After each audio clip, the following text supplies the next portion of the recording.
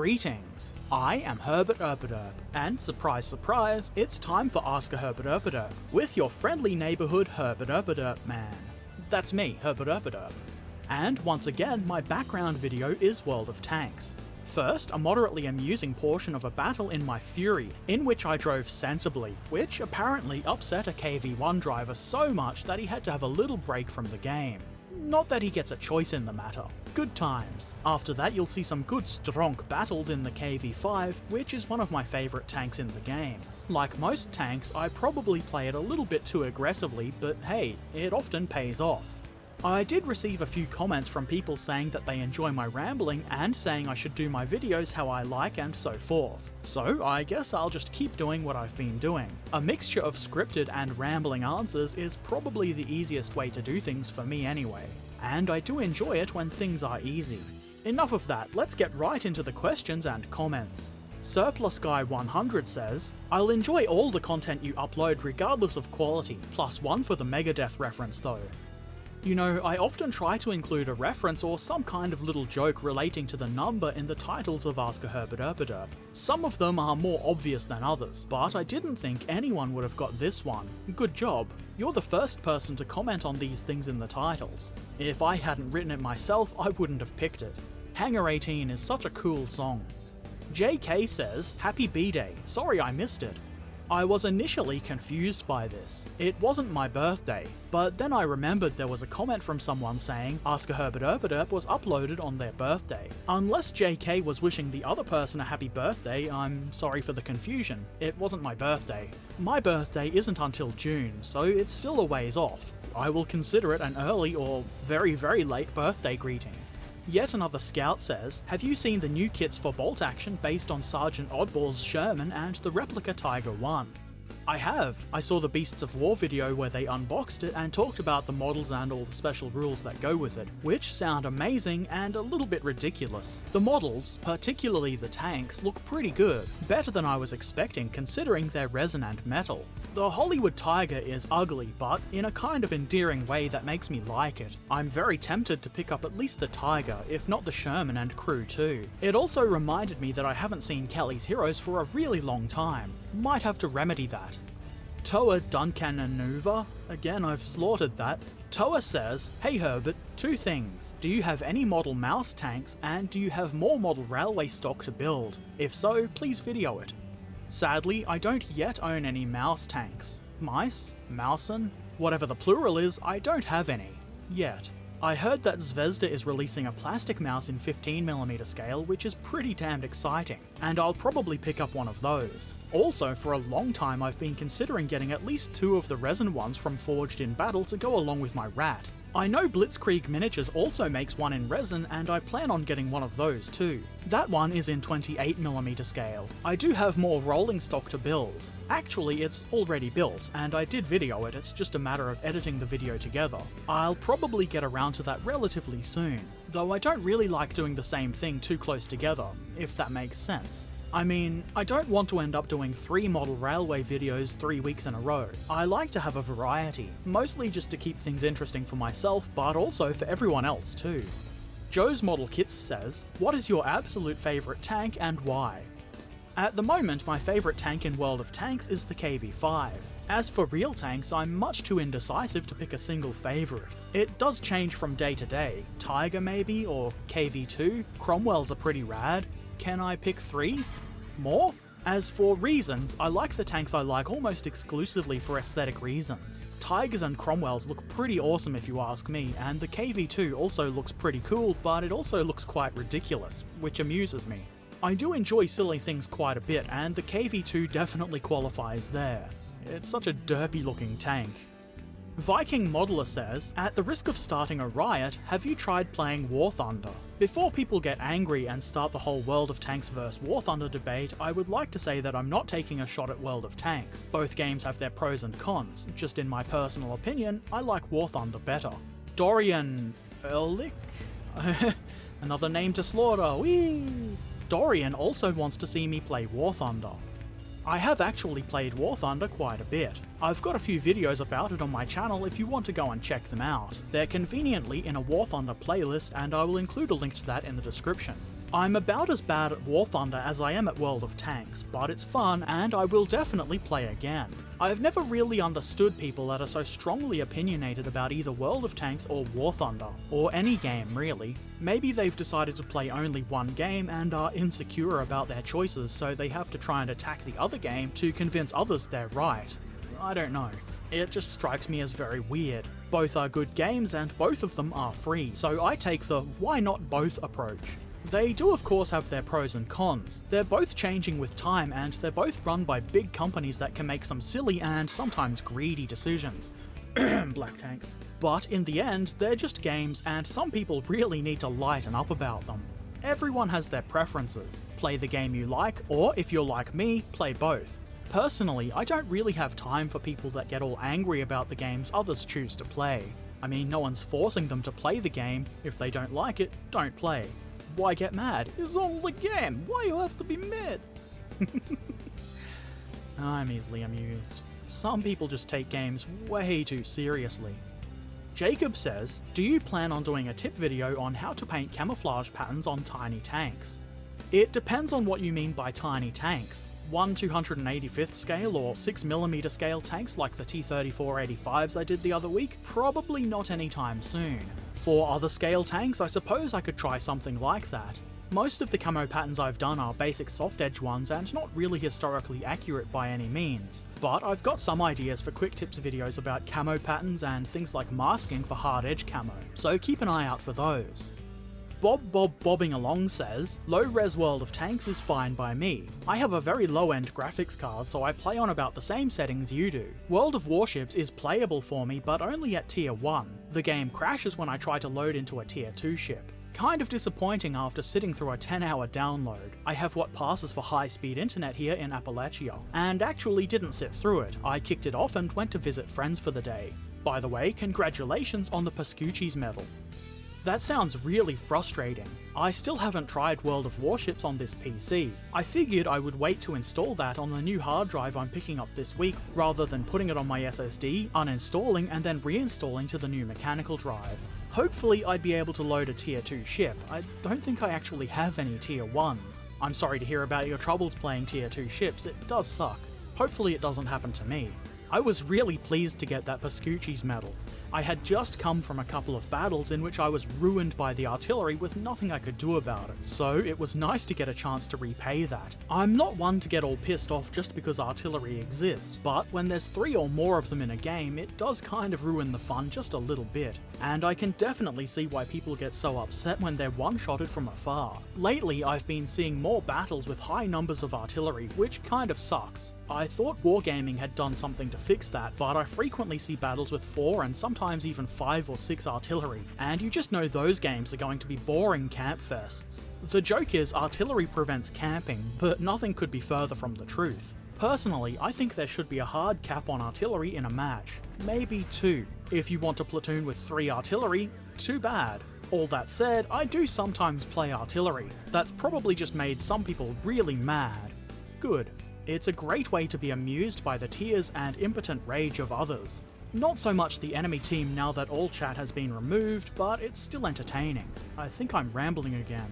And speaking of rambling, Gustav to Adolf says, while I certainly enjoy your rambling, you answer rather few questions in one video. Perhaps this is a good thing if you decide to do these videos once a week. I'm not sure if the return to weekly Ask a Herbert Erpaderps will result in more questions answered per video. It will be happening more often though, so that's probably double the answers anyway. Good value.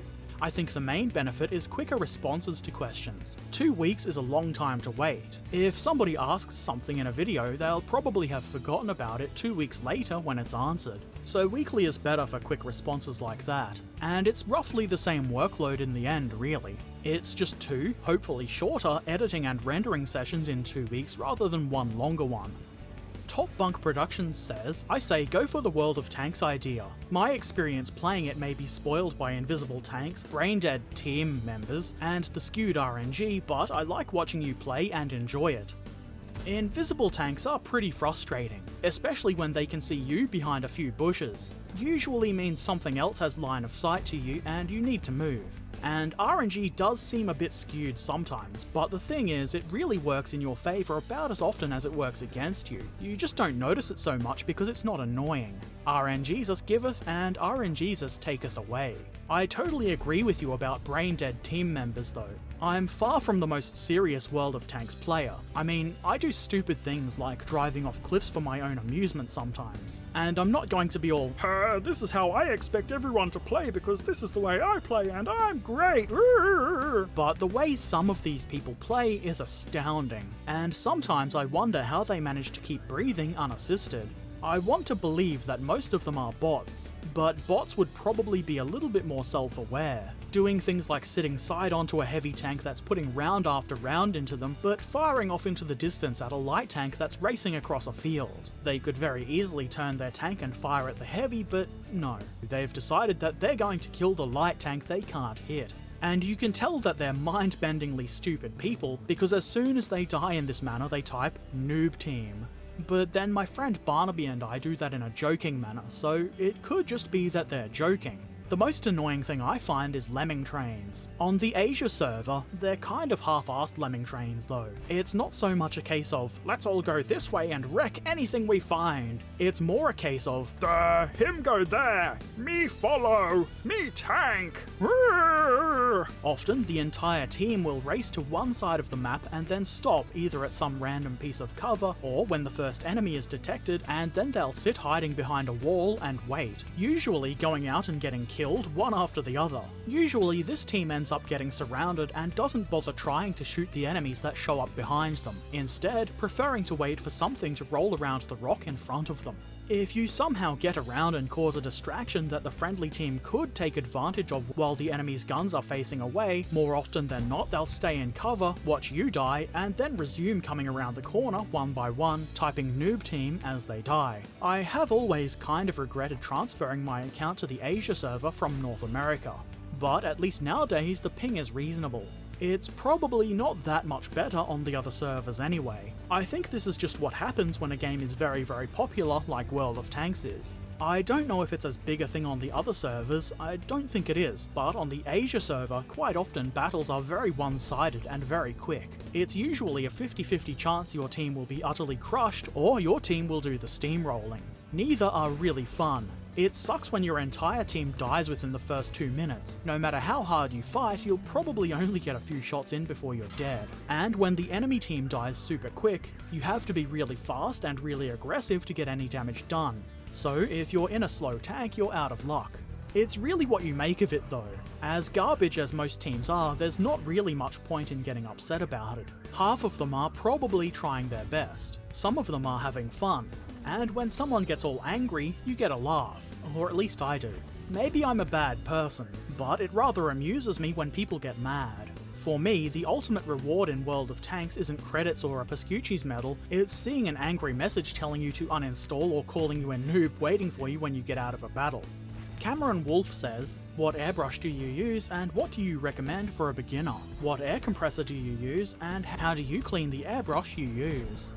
I spoke about my airbrushes and compressor a few weeks ago, but I have an Iwata HPC Plus and one from Runway 13, the model name or number of which I have long forgotten. The compressor I use is a Badger TC910 Aspire Pro. It's a pretty good compressor, but it might be a little bit expensive. If you can deal with loud noises, a cheaper option are the kinds of compressors you find in the hardware store. You might just need to find some adapters for them to get them to fit the airbrush. As for recommendations for beginners, I don't really know. I don't feel like I've got a good recommendation for a beginner because the airbrushes I have are the only two I've ever owned. So I don't really have a lot of experience with all the kinds of airbrushes that are out there. But I would definitely suggest avoiding the really cheap airbrushes you'll find on eBay for $20 or so. You might get lucky and find a good one, but the chances are the quality will be so poor that you'll be spending way more time fighting the airbrush than actually painting with it, and you'll be wasting time while getting a poor experience of what is a very good and useful tool. Look for airbrushes in your price range and read a lot of reviews, both good and bad, about the ones that catch your eye. Iwata and Badger are two names of reputable airbrush manufacturers that immediately come to mind, but there are others. I really like my Runway 13 airbrush, but a lot of people haven't heard of them. About cleaning, I'm probably not a very good example of airbrush cleaning and maintenance. I am planning on doing a quick tips video about cleaning the airbrush, but most of the time all I do to clean it is run water through it, use a brush and paper towel to remove the leftover paint from in the cup and maybe the outside of the airbrush, run some Windex through it and flush it all out with more water until I feel it's clean enough. Every now and then I do a more in-depth clean. I disassemble the airbrush, wipe the needle, clean the inside as best I can with interdental toothbrushes, the tiny little ones that are meant for in between your teeth. They're pretty good for cleaning airbrushes as well as between your teeth. I really want to get an ultrasonic cleaner. I think one of those will make cleaning take less effort and then I'll do it more frequently. Cameron Wolf also says, "How did you grow your beard to be so majestic?" Sort of. How? I'm 14, so I won't be having one anytime soon, but whatever. I found the trick was just not shaving. Shaving is annoying, and when you don't do it, you get rewarded with a beard. Win-win. I vaguely remember being your age and wishing I could grow a big beard like ZZ Top. I still wish I could be as cool as ZZ Top. I guess being genetically predisposed towards being kinda hairy helps as well. Ben Jackvoni says, "For a quick tips video, could you make a video on weathering tactics without model washers or how to make model washers?" Weathering without washing is not really something I do a lot of, but I could give it a try, maybe with some powders or something. I use a lot of washers in my painting, so it would be more of an experiment than anything. Could be interesting. Same goes for actually making the washers. I mean, in theory, you could just water down some paint really thin. Other than thinning down some oil paints, I've never really made my own washers. It's so cheap, easy and convenient to just buy them, that's what I do. It might be a pair of interesting experiments to try out, so thanks for the suggestion. On the Ravenfield video I uploaded a while ago, Gustav2Adolf said, "You made one hell of a nice video today, Herbert. Do you play Project Reality? It's a brilliant military simulator with large maps, a heavy emphasis on teamwork, and a lot of fun. Quite overwhelming to get into. Quite advanced gameplay, but it's free and worth a try." I did look at the page for Project Reality, and it comes across as a little bit too serious for me. I'd probably still give it a try, but I get the impression that it's the kind of game full of people that take it really serious and expect others to do the same. Which could be amusing for a short while until I got kicked. They'd probably kick someone like me. I'm pretty bad at video games, and I usually end up doing stupid things to amuse myself, which is obviously fine by me. I still have fun. But people who take their games really seriously disagree. I don't really have the energy for taking games all that seriously. For me, it turns them from fun and relaxation into work. I might still give it a go once I get my graphics card though. Shix Low says, "Where is Ride of the Valkyries in this game?" I was confused for a second and was going to say it's probably copyright and I can't use it, but then I figure you might be referring to my excellent singing from the Total Tank Simulator video. I think this is more of a yakety sax game than Ride of the Valkyries. On Monday's video about the Zvezda KV2, Boon Gaming YT says, "That's cool. I have a KV2 754R in my stash, and I was wondering if I should replace the derp gun with the German Pak 42. What do you guys think?" I think you should leave it as a derp gun. But also, I'm not sure if they ever put a Pak 42 or any other type of gun in the KV2. I'm pretty sure they did that to the KV1 though. Also, I believe when it's mounted in a tank, it's a KWK instead of a Pak. I've forgotten what it actually means. It's one of those lovely long German words that means something like gun for a vehicle, or gun for a tank, or something like that. Just to be one of those, well actually, types. In the end, it's your tank, and I think you should do whatever you think is coolest. Zziwek says, "In Russian, you read B as W. I guess that makes sense. I obviously can't read Russian. That makes it a K-witu, like a nuclear vessel. I just wanted to do some bad Russian accent. I am easily amused." That's it for the questions and comments this week. Tune in again next week for more tales from the derp. For more Ask a Herbert Erpaderp. As always, leave any questions, comments or suggestions for Ask a Herbert Erpaderp or anything else I do in the comments section below, and I might respond to them in next week's Ask a Herbert Erpaderp. If you thought this video was worse than Hitler, give it a thumbs down. But if you liked it, be sure to click thumbs up. And if you haven't already, go ahead and subscribe. It's fun, I swear. If you really like the videos I make, please consider helping to support the channel via Patreon. Click the link in the description or the Patreon logo on screen now. Patrons get to see my videos a little early and some patron-only bonus content like the November outtakes video I uploaded the other day. As always, I'll be back again soon. So until then, happy modelling or gaming or bagpiping or whatever it is you're doing. And thanks for watching. Farewell.